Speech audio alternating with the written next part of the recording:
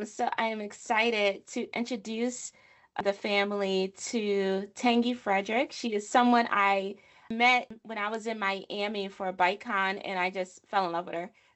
Everything that she's doing, her journey that she's going to explain to us here. But just a quick introduction on who she is. She is the CEO and president of the Creative with an 8 Dev Software and Unicorn Academy, recognized for their transformative leadership in technology. Beginning her career as a software engineer, self taught initially, and then moved over and got a degree, she has evolved into a dynamic tech strategist, shaping innovations across industries.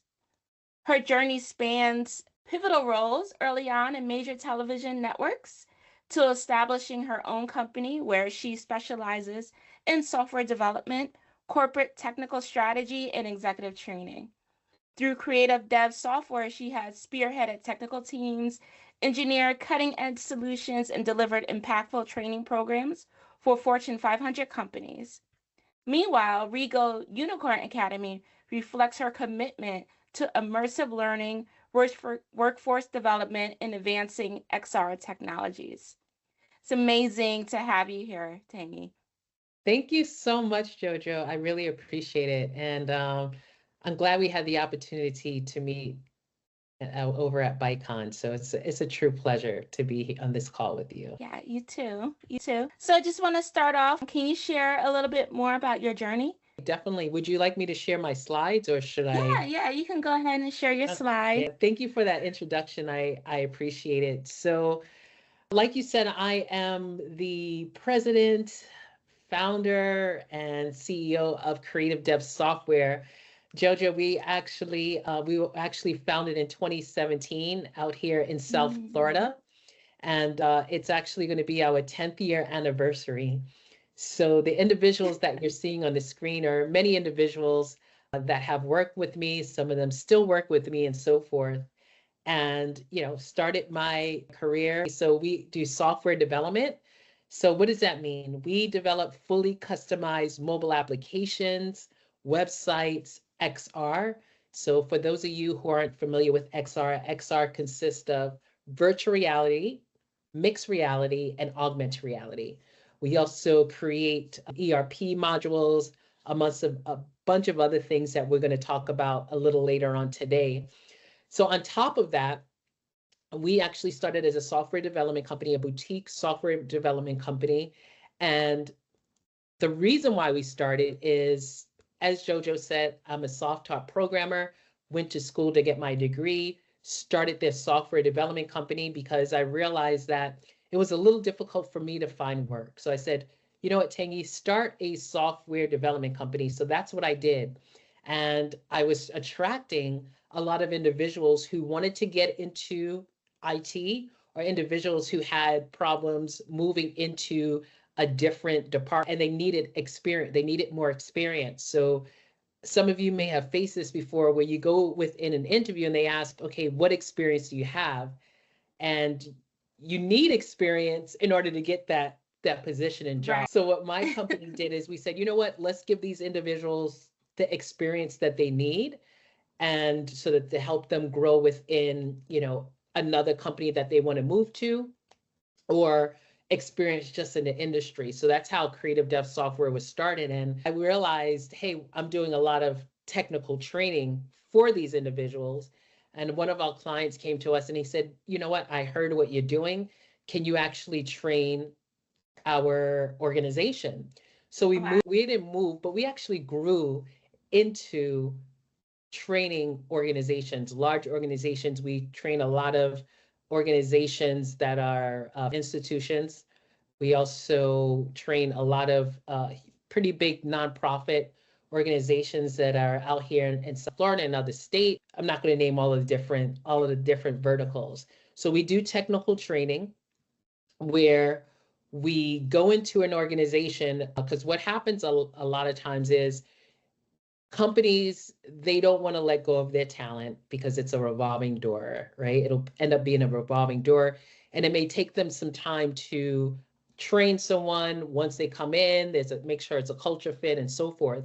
So what we do is we go into the organization and we find out what they want to train their department in. So sometimes it's things like Java, which is a programming language, Spring Boot, which is a framework, React, reactive programming, Docker. It's a whole bunch of different technologies, frameworks, and so forth.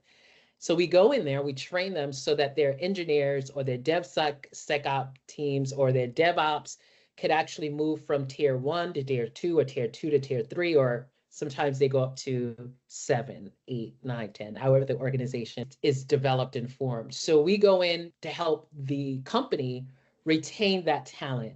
So we're doing a lot of technical training as we speak right now. Some of my trainers are in another call. And we also we help organizations with their employees get certifications. So some organizations want their employees to have CompTIA certifications, the Microsoft certifications, AWS certifications. So we do live in-person certifications, either in person or online. Something about the different tiers. So can you please, what's the difference between the tiers for support and why in order to get to the higher tiers, you may need some more knowledge of the technology? Yes, definitely. So depending on different organizations, they may number their tiers different. So what does that mean? So those tiers are essentially so entry level may be tier 1 or tier 2. And then you may have mid-level developers or, like you said, customer support. That may be tier 2 or tier 3. Now, those are based off of the skills that you have and the knowledge that you have. So sometimes in an organization, let's use tech support as an example, and then we can move into something like software development or DevSecOps or security or something like that. So in some organizations, let's say, for instance, if an individual, they call in or they message in and they say, hey, I'm just going to use this as an example, IT support, my computer doesn't turn on. So someone with a decent amount of experience that understands a little bit about computers, that may be tier 1. But then what may happen is tier 1 may give them all the solutions that they know about and that they're comfortable and skilled with teaching them. They may already be maxed out, so they'll move it to tier 2. So tier 2 would be, let's say, for instance, and this is a huge stretch, but I'm just using it for now, someone who is, proficient in Network Plus. They may say, hey, we're going to move this to a different tier because everything that I know, everything that's in my booklet or manual that I'm reading, that's all I can help with. So they may move you to tier 2. So those individuals are a little bit more skilled. And then, it goes up and up and up and up and the same thing with software development, right? With QA, with project management, with security, with product management as well, with cloud infrastructure. So those are the different things when it comes to tiers and so forth. Thank you for explaining that. How did this influence your decision to create a nonprofit? Yes, so I'll actually talk a little bit about my nonprofit. So on the bottom here, this is a QR code that takes them directly to my LinkedIn. So I'm glad you spoke about the nonprofit, that this creative dev software did encourage me to start a nonprofit. Why did it encourage me to start a nonprofit? Because I realized, there's some individuals that need a little extra help, right? Where they're coming in with no experience at all. And they may not everyone wants to go out and get a degree. That's not for everyone, right? Right. And some individuals may just be coming straight out of high school and they want to move into a career, or there may be some individuals who are very well seasoned in careers in general, and they want to move into technology.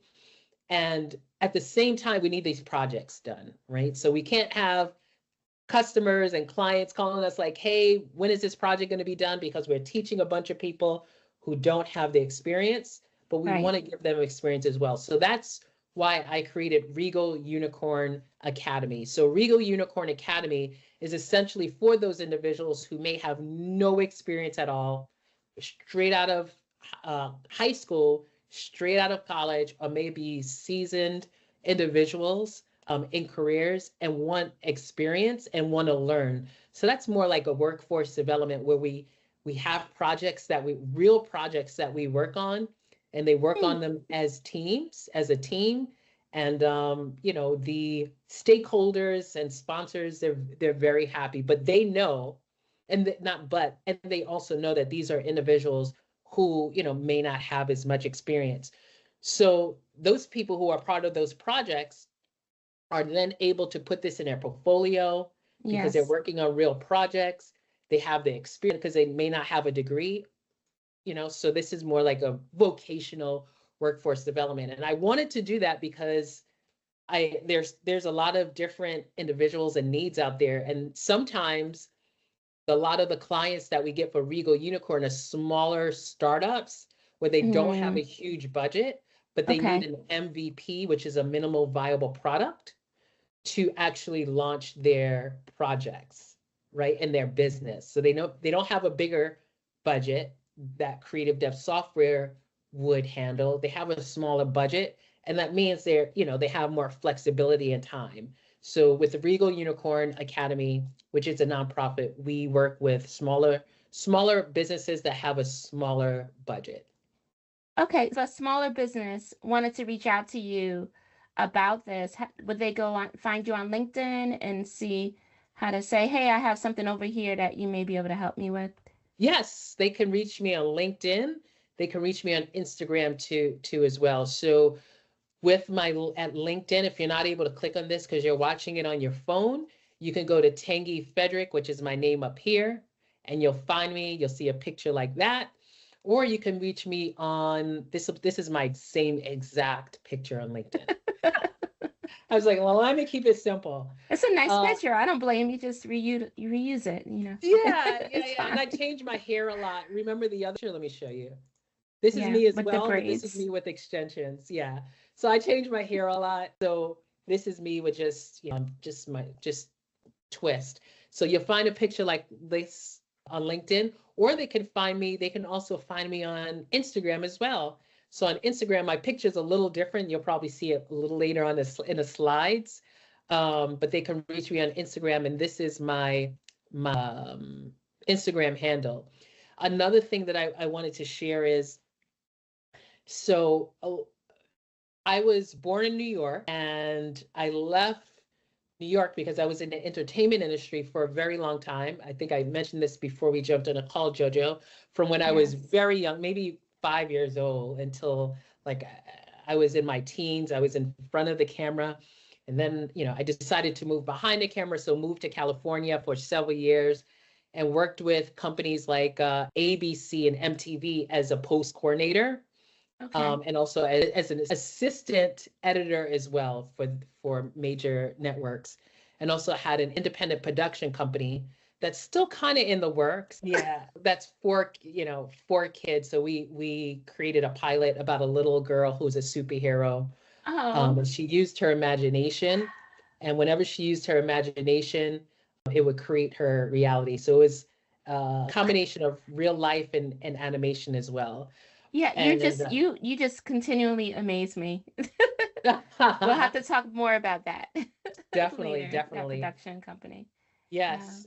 And so yeah, I also have, you know, I worked when I moved out of entertainment and moved into IT, you know, worked with other businesses. My family actually had tech business. My brother was called Comtech Solutions, where we worked with pharmaceutical companies like Pfizer and Johnson and so forth to help, you know, their IT people who are in IT get upskilled and so forth. But that was years ago. So here we are, fast forwarded. Here I am in Florida. I moved from California to Florida, and yeah, that's where I'm at now. So going to the present day, you have something coming up very Yes, recent. neuroscience and neurotech.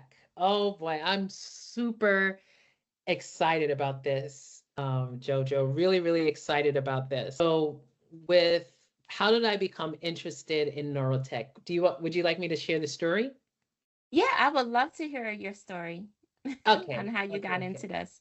Yes. Hmm. So For many years, many years, I've been interested in quantum physics and quantum mechanics. If we think of quantum, quantum means very, very small, minute, tiny, right? And the reason why I was intrigued by quantum physics and quantum mechanics is I know that the things that we think about, it creates reality. We're always manifesting, right? We're either manifesting things that we don't technically want, and we're manifesting things that we want.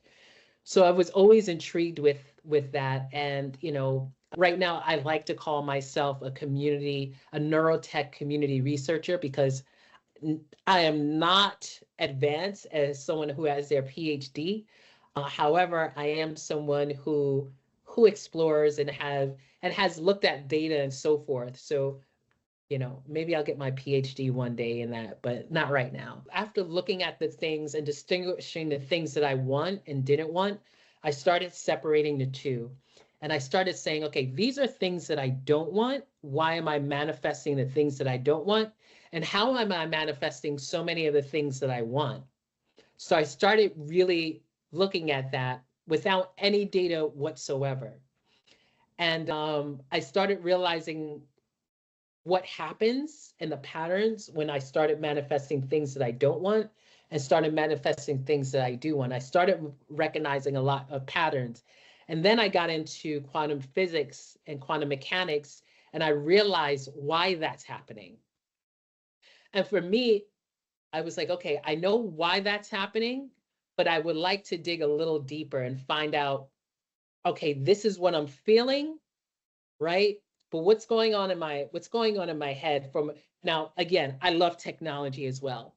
So what I did is did a lot of research, and actually a colleague of mine who has a company partnered with him very loosely, and I use that in a very loose term, where my company and we created a virtual reality application where when individuals, they put on the headset, they're completely immersed with a world that we created to help them decrease any stress and also to focus on something that can help them manifest the things that they want to manifest. On top of that, with my colleague, we actually partnered with them. We have a headband, right? Using their headband, we're able to distinguish what brain levels individuals are at when they're watching our virtual reality application. Now, why is that important? Remember, I mentioned before manifesting things that I don't want and I want. So now with my application, with the headband measuring their brain waves, we can figure out how people are manifesting the things that they want and don't want. Again, it's not only with data, but it's a process that, I take them through, talking through things, looking at their brain waves while they're watching the app that we created. And the app that we created is just an MVP. So yeah, that's a little bit about, I love tech, love quantum physics, love learning about the brain. So yeah, we're having our first neurotech event. And here it says it's relaxation. It's going to be very relaxing. And here it says it's a retreat. It's a few hours. Soon we're going to have we call it a mini retreat. So here, individuals will be able to come, use technology to actually help them de-stress, use technology to figure out instead of first they'll get to use the headband and my headset to figure out information from a data perspective, but they'll realize that the data is within them and they wouldn't need technology for that.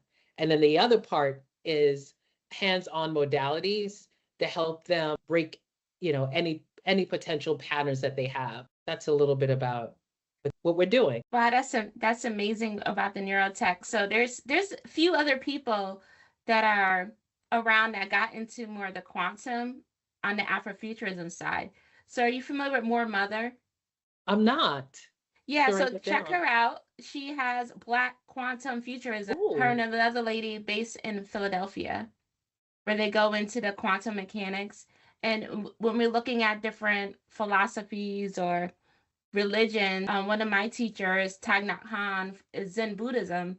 he also talks about quantum mechanics and applying it, how that is proving what we've been saying for years. Your thoughts 100%. create your reality. 100%. Yeah, so it's very important what you're doing. We've talked individually about some of the work that I'm doing in the virtual reality space where I would love to get my hands on the headset, this technology, to see how people are reacting to different experiences that they have, cultural based experiences. Yes. So many things to talk about here. The larger retreat, yes, let's talk about that in the That's future. something that we're actually looking for sponsors for now, and the best Mhm. date to have it. Yeah, this is something that's going to be next level. We're putting it together now, so we'd love to speak to you about that because Jojo, I love technology. I really do. I mean, I'm in tech. I have such a passion for it. And at the same time, I really do know based off of my experiences that technology is there as a tool and not as a crutch. Right. We meaning people created technology. So if people created technology, think of what we can do without technology. We created that with our minds to say, hey, this is what we can do with our minds. But when we take technology out of it, think about how much we can do within ourselves, because what we create is what is mirroring what we with ourselves as human beings. Right, right. So with this technology, the brain computer interfaces, is that the proper way of describing the technology? So yeah, so brain computer interfaces, BCIs. So this is, I would say, because it's an MVP, it's Mhm. not quite there yet. It's not quite a BCI, but we're getting there. We're getting there where the data and the okay, I want to speak about something that we're doing right now in the lab. I call my computer and my developers and things like that. We're in a lab where we're going to show individuals how their thoughts Mhm. can, and I'm going to say this very loosely just for now, just for this audience, just hang in there with me. Telekinesis. Let's just talk a little Okay, bit about okay. that, right? Yeah. So let's just say like it's a drop of that. The things that we're creating, and that we are researching and stuff like that, right? And I say that not to impress people, not to scare people. It's just to show what's capable, and what we're capable of. That's actually something we're working on. So I do believe and I do think that BCI is almost like telekinesis in a way. Very Again, intriguing. yes. I can talk about this stuff for a while. So just a short moment. Do you see some like promising applications of it, of BCIs? Just a Right now, couple. yes, yes. So I'm not going to talk about what we're doing, but if you think about individuals who, they may be wheelchair bound and not able to use, their arms, their legs, and so forth. And they're able to use their eyes and so forth, to work on the computer. That's like that's getting into BCIs a little, brain Okay. computer interfaces. So there are applications that actually do that right now. That's why technology and neuroscience, I feel like, is really important, because not only would it help individuals who, may be paralyzed and so forth, it could also potentially help individuals with mental wellness, mental health, and so much more. And that's kind of where we're going with what we developed as well.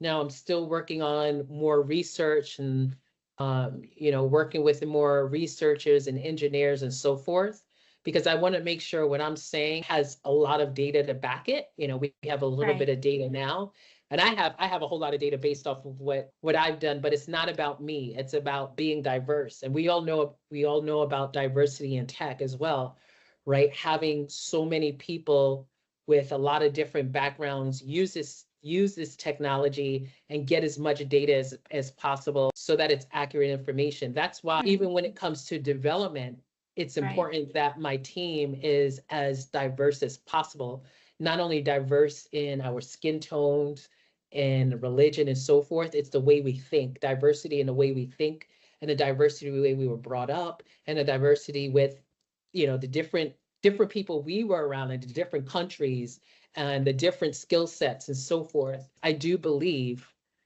in diversity and having as much data as possible. This is what I think about when we Mm-hmm. develop. I like to Mm-hmm. say, when we're developing JoJo, we're not just thinking of zeros and ones, we're energy.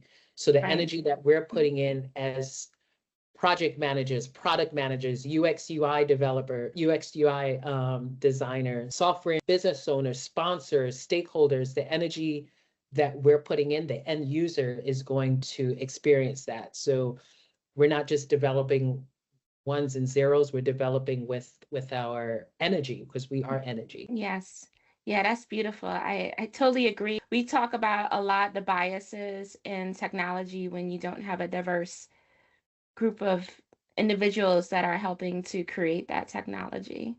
You're looking at the neurotech and other developments that you are creating, are there any ethical considerations? Absolutely. Absolutely. So I think it's important when you're working on projects, the first thing is to put together an ethical framework, Mhm. especially with AI now, to have that responsible AI framework that you put together as an organization or that you may use for another organization. AI has been around for since the 50s, as we all know. But yeah, so there are different things that we need to keep in mind, right? As far as this data being shared, so some people that wear the headset, that wear a virtual reality headset and the head device as well, they ask about data and where's this data being shared, right? So the first thing is to make sure that it's going to an environment that's safe, an environment meaning hosted in a safe environment. And we don't have the individuals put their names, by the way. Hmm. Um, Okay. and I think that's really important. They'll have a number that we use. And when we're looking at that data, they'll know what their number is based off of the data. So we look at different brain waves when they're on the virtual reality headset, which will be high beta, low beta, alpha, and there's so many different other brain waves as well. But back to your point, if there are some, and I want to be completely transparent, I look for ways to make sure that we're remaining as ethical as possible because we're talking about someone's personal information Right. and where they are when they're feeling a certain way and so forth. So I take that very serious. So, what advice would you have for others who are inspiring innovators or researching, especially around collaborating, like getting partnerships with other researchers that are out there and getting the community involved? Yeah. One thing that I would highly recommend is going to a platform, if you don't know it already, called Meetups. Meetups Mm-hmm. has been around for a very long time. Going online and finding communities that are a meetup, that's one Okay. that's one way.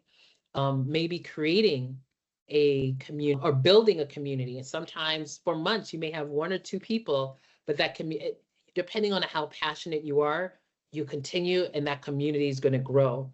So I would say going on LinkedIn and finding out, I think the most important thing it comes to, Jojo, is finding out how you can be of service, how those individuals could be of service. Because sometimes it's not about starting something right away.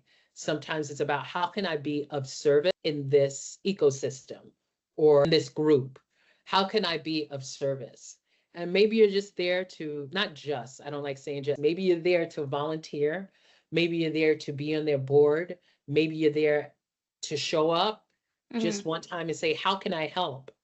Right. And I think I'm going to say, I know that's the way to find the individuals who are going to be a part of your community, or who are a part of your community and resonating at the same vibration that you're resonating at. And sometimes it may not be the first or second or third group that you go to. Mm-hmm. Sometimes it may be the fourth, the fifth, or sixth, but show up and always ask, what can I do here to share? How can Right. I share? What light can I bring to this group and community? And I think that's the first thing, right? And then from there, finding your tribe, finding your people, and saying, hey, do you want to do something together? And doing something together, instead of from an ego perspective, from a service perspective. And we have to make money, right? We have to make money. It's not all about, hey, we're gonna, and then finding out what Mm-hmm. value are you offering to the community, not only to the community, to individuals, either in your neighborhood, in your state, in your county, maybe throughout the states, United States, and then internationally. So finding out what's that thing that people need that they will compensate you for because of the amount of experience you have and knowledge you have and the amount of things that you're sharing that are of value. So thank you for that. I'm taking down those notes for myself. So as someone in technology that's constantly evolving, I'm always looking for additional mentors or advisors for as I'm on my own career journey. So we're at an interesting point, but because you mentioned AI and generative AI is really creating a lot of new jobs, new types of jobs. It is taking away some jobs, but creating newer jobs. And it's a great time for those who are in the transition phase to re-enter into the workforce. So what you just explained about meeting up, finding a tribe, being a service, that is all very relevant to those creating their own innovations, as well as those who are looking to align themselves with other corporations. One other thing that I wanted to mention is a lot of people out there who are already working and they're already doing this, where they're looking for tribes, want to find ways they can serve the community and so forth. And that's just built into who they are in their day to day. It may be not even day to day, week to week, not only plan the way they do things, right? It's just built into the way they do things. And then you have some individuals who do it when they look for work, right? It's just when they look for work. So I would Yeah. say I would highly recommend it for individuals who are not doing that meaning not, you're working now and you may lose your job, but you haven't been going to these networking events or networking with people like Jojo or going to BikeCon or putting these things together before you were looking for. So, because sometimes people wait until they don't have work and then they're showing up at all of these Yeah. things. Yeah. Not that there's anything wrong with that. I'm not saying that there's anything wrong with that. However, find out how you could be of service now, even if you may have work, right? Yeah. Find out how you can show up at these, and not even networking events, maybe just going out to have fun, maybe finding out what hobbies you like. I love things in the science. I love it. So I'm always looking for new things. But it may be rock climbing, it may be swimming, it may be, I just got into paddle ball, or some people say it's padel ball. So The it's a Dell little ball. different than pickleball. It may be those things, because when you show up at those places, you'll find other people who have the same interests. So I'll give you a perfect example. I play capoeira. Ah, For you those of do. I used to play Yes. capoeira. Oh yeah, we gotta play sometime. So for those of you who are not familiar with capoeira, it is a Brazilian dance slash martial art. You guys need to look it up. So I played for a long time, then I stopped, and now I go every now and then. But the only reason why I mention that is I went to a hora. A hora is a circle where you play with a group of individuals who are playing the drums, the berimbau, which is the stick with a tire, with a thread from a tire. It's really, I'm not going to get into the ins and outs. So I show up at a hora after doing a workshop, and there's someone there we were there. It was a 3-day workshop, and on the last day, I find out he's a technical trainer, and I'm like, wait, what? You're a technical trainer? Yeah, and sometimes I look for work, and look at that. I wasn't there to network with anyone about work. Right. Right. And I found someone who is a technical trainer and trains in the same stacks and same everything that my company trains in. So guess what? Who's going to be the person that I call? Him, because I spent 3 days with him playing capoeira without even realizing he's a technical trainer. And sometimes I need technical trainers. Right. So you see where I'm going at with Yeah, this, I right? definitely, you bring in a great point of just, yeah, you have to embody it. It's not just show up when you need it, but just Mhm. embody, be of service, find hobbies, do things that you enjoy. Because also when you're doing things that you enjoy, you attract the people to you. Yes. So thank you. I'm gonna wrap up this one. Is there any closing you would like to leave with our viewers? Yes. So here is a last slide. This last slide has my link tree. So you can go to this link tree. You'll see my personal website. You'll see my business website, my personal website, which is tangyfrederick.com. You'll see my business website, which is Creative Dev Software, my nonprofit website. You'll also see a little bit more about neurotech and the journey that we're taking with neurotech as well. And because it's my link tree, I'm going to constantly be updating and adding it. And also, if you're interested in technology and a little bit more about neurotech, please reach out to me. There's, like I said, individuals who want to use this technology, and there's some individuals who do not want to use this technology. So we also do something called access bars that work hand in hand with the technology as well for individuals who may not want to move into the technology as fast. So with that being said, I really do appreciate this time, Jojo. It was super fun. Thank you. Thank you for joining me and looking forward to future collaborations Yes, for sure. together. All right. Thank you all. Peace.